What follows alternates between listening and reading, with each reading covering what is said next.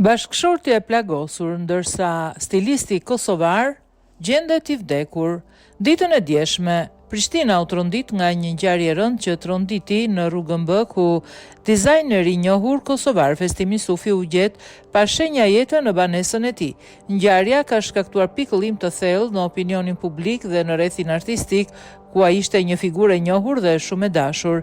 Festimi Sufi është gjetur i vdekur si pasojë e plagëve me thikë, ndërsa gruaja e tij plagosur me thikë ka shpëtuar dhe ndodhet jashtë rrezikut për jetën.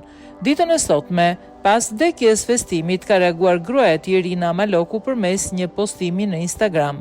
Ajo ka ndarë një foto me të shoqin, duke i dhënë lam të mirën. Preu i qetë jeta jem. Humbja jote e papritshme na ka lënë me dhimbje të papërshkrueshme. Të du e të kujtoj si njeri të mirë, të buzëqeshur si ishe, ka shkruar ajo.